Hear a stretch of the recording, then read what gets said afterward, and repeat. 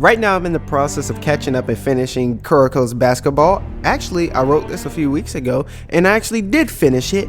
Freaking phenomenal. Anyways, and I was originally planning to do videos like this for season 3, but there were some events in season 2, like whichever one I choose to title this one as, that were so well put together and played out so nicely. I'm here today to give my opinion and hopefully point out some things to you. Now, quick disclaimer, I am a horrible sinner and I watch my animes in dub. Yeah, so if you're a hardcore weeb and you're sub over dub gang, you can insult me on your way out the door. I don't know how many of you that pertain to, but there's always that one guy. The second disclaimer is, at this point in time, I don't make enough money off YouTube to care about my videos being copyright claimed, but this series does air on Netflix and they will block your videos, so you're going to see a mixture of gameplay and clips from the show so I can get this out to you.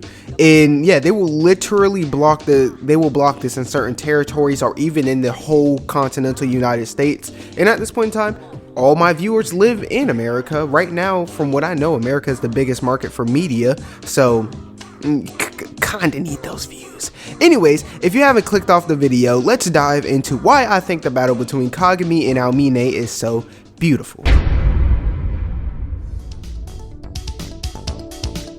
Now, the first part of season 2 is rather normal until they mention the Winter Cup and how only the top high schools in Japan make it there. Now, after this, Seirin defeats Kurosaki Daichi and qualifies for the Winter Cup.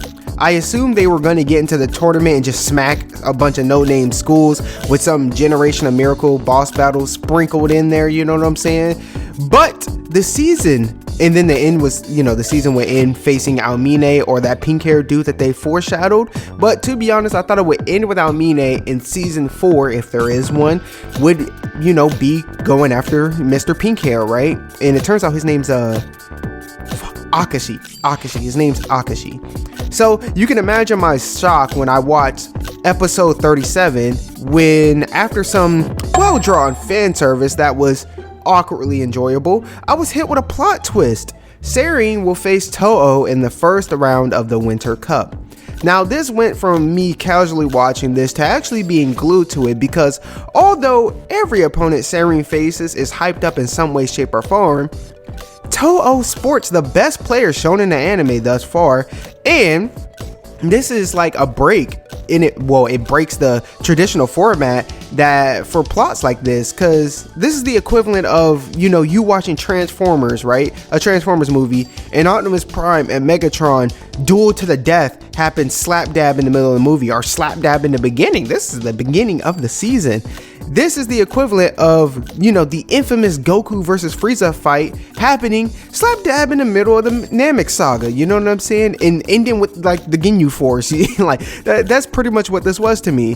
But not in season 2 of Kurokos basketball. And I really like this because now the series became unpredictable to me, and I like that out of a show, hence why I love Attack on Titan. But anyways, this plot twist threw a wrench in my predictions, because at the end of the season, of season 1, Seirin gets absolutely curb stomped by Aomine, and with this being the beginning of season 2, well, halfway through season 2, and then there's also a season 3, and then the mentioning of another tournament, it was also entirely possible that they get smacked again by Aomine and spend the rest of this season training in, a rematch at some point in season 3. With that in the back of mind, we get into episode, I forgot to write down the episode number, where the battle begins. Going into the Seirin Toho game, I was actually excited to see how it played out. The show already showed you it's not afraid to have your protagonist lose, and the Shutoku game ended with a tie. Another example of, them not being afraid to have our protagonist not win. The game starts with some back and forth. Series shows they aren't going to get slapped, but that's how it started in the first season. And Aomine, is Aomine. In a flash, we're met with this scene where Kagami and Aomine is one-on-one, which is what we're all here to see, right? They feel each other out for a bit, and then this happens.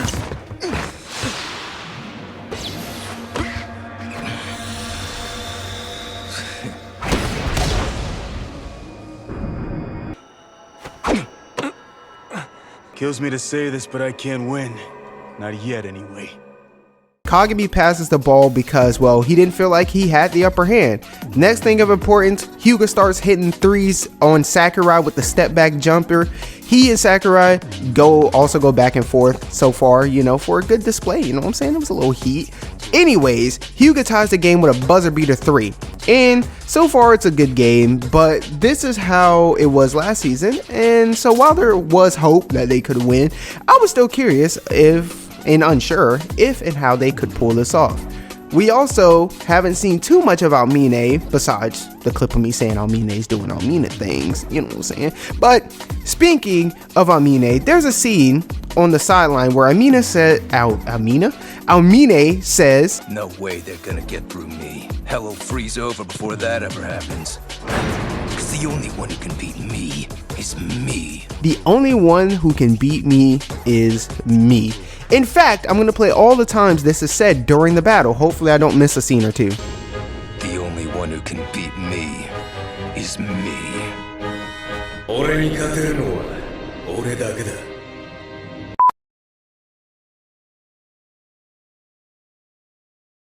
Aomine needs to be matched or beaten for Seirin to win this game. At this point, I feel like what's going to happen is Kagami is going to do some form of mimicry or some sort of copying abilities to, well, mimic Aomine, because the show is making it blatantly obvious the only way to beat Aomine is to be Aomine. And when Kagami attempts Minachin's formless shot at the end of the first half, I felt like that was a nail in the coffin, and my hypothesis was true, that Kagami is going to mimic Aomine, mix in a little bit of his own juices, spices, you know what I'm saying, and they'll win this game that way. Hold on to that thought, because that hypothesis is exactly why I made this video. Let's fast forward though. Like I said earlier, the show is not afraid to have our protagonists lose or just not win, you know what I'm saying? And in these sports animes, it's more prevalent and believable that they can lose because it's not a life or death situation every episode, you know what I'm saying? Like if you're watching, I'm just gonna throw one out there, Inuyasha, and they're having a battle to the death, Inuyasha has to win or the show is over, right? So yeah, you know what I'm saying? Anyways, the third quarter. In the first moments, you know, Kuroko baits Aomine into a charging foul. Now at this point, I also thought, even though it's not Seirin style, it is entirely possible that they could get Aomine to foul out. I don't know. I was thinking making all kinds of educated guesses here. But anyways, there's also a scene shortly after where Aomine is visibly tired. Earlier in this season, I believe in the first one too, earlier in this season, Kuroko says that the weakness of the generation of miracles is sometimes their bodies can't keep up with their instincts, leading to injuries, or in this case, fatigue, because, spoiler alert, they've caught up to, you know what I'm saying, their body caught up to their instincts. But, you know, in this case, is showing fatigue, and Aomine is getting tired, therefore he might make mistakes, which would also make sense because they make it obvious and they show you a lot that he skips practice and sometimes even skips games, and even when he does play a game he barely has to try, so it makes sense for him to not be able to max out for an extended period of time. But that's another hypothesis to hold on to.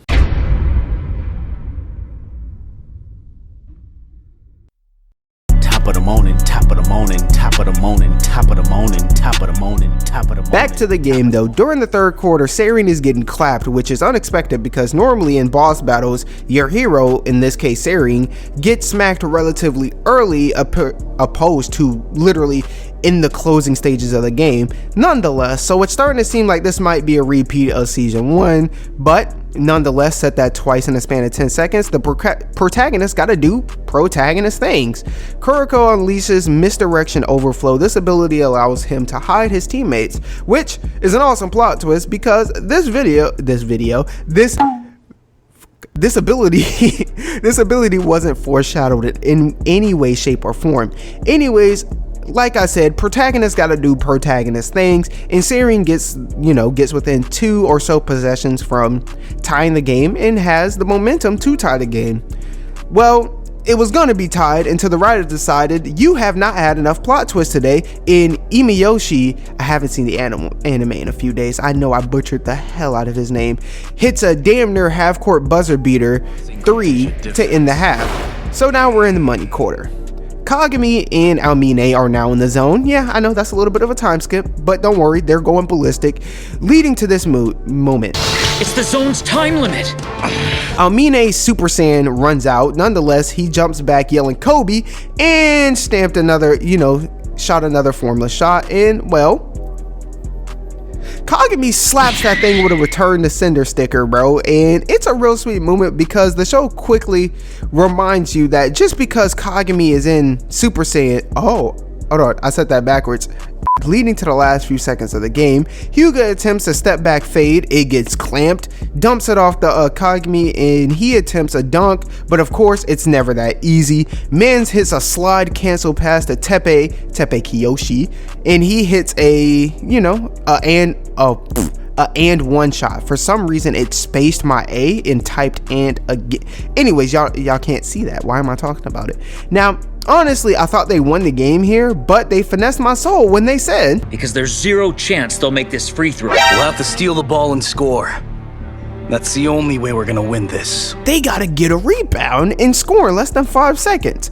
Now, if they had Midorima, I would believe this, but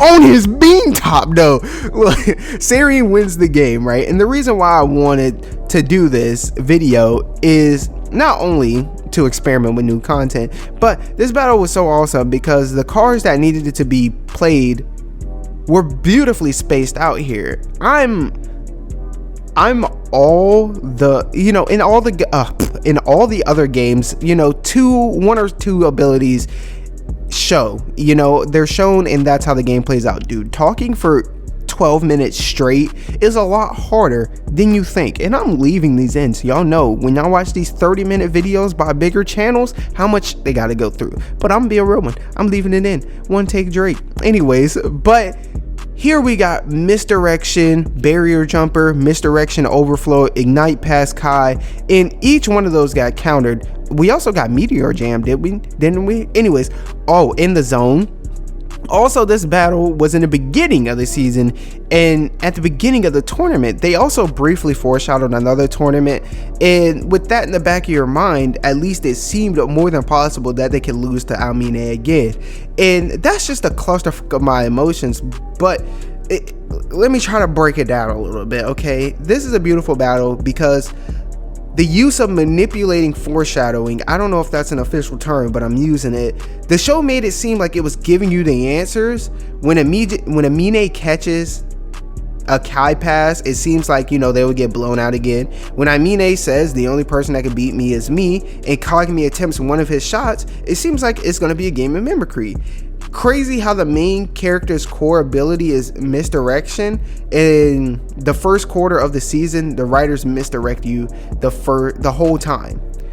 From, oh my god, they face Aomine, how they gonna pull this off, to, oh shit, they might lose this game, and oh my god, they actually did it. But with the show's plot armor, with most shows' plot armor being blatantly obvious, and sometimes it's to the point where plot holes are created just for the character to accomplish its goals, Sarian unveiled some new abilities leading to a phenomenal battle where they relied on teamwork to win. What a beautiful arc, because Sarian and the whole point of Kuroko's Kuroko himself, his whole thing is he wasn't a star. All the other 5 guys have abilities that they can lean on and single-handedly win a game, but Kuroko relies on his team, and he's going through to try to show them like teamwork is the way, teamwork is how you enjoy basketball. Let me know how y'all feel about this. It was a bit of a clusterfuck a little bit, I'm not gonna lie, but I did explain what I liked about it. I like the unpredictableness of it. I like how it was well spaced out. Also, that soundtrack is phenomenal. It is beautiful. Okay, it had me jamming out to some classical, bro. I don't even listen to that classical stage opera music, but they had that bussin', baby.